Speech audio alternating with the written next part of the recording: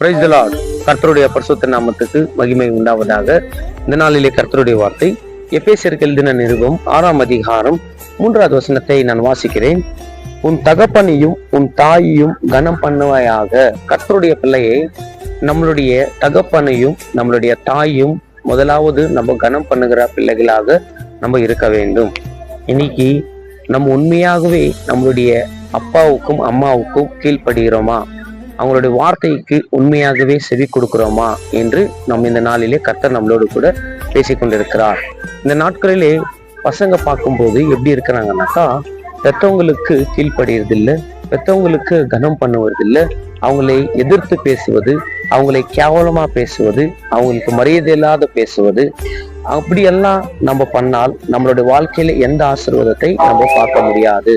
அவங்க நம்மளை எப்படி வளர்த்திருப்பாங்க, அவங்க எவ்வளவு கஷ்டம் இருந்தாலும் நம்மளை பார்த்து பார்த்து வளர்த்த தாயும் தகப்பனையும் நம்ம கனம் பண்ணாத இருந்தால் நம்ம கர்த்தரிடத்துல எப்படி ஆசீர்வாதத்தை பெற முடியும்? கர்த்தருடைய பிள்ளையே, நம்மளோடு கூட இருக்கிற வரைக்கும் நம்மளுடைய அப்பா அம்மாவும் நம்ம பார்க்க வேண்டிய நம்ம மேல இருந்த ஒரு கடமையாக இருக்கிறது.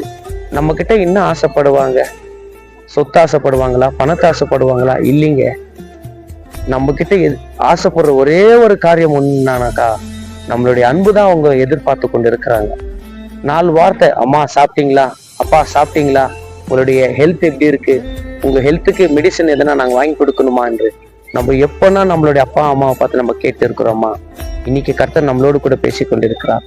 நம்ம அப்பா அம்மாவுக்கு கீழ்ப்படுகிற பிள்ளையாக, அவங்களை விசாரிக்கிற பிள்ளையாக நம்ம இருக்க வேண்டும்.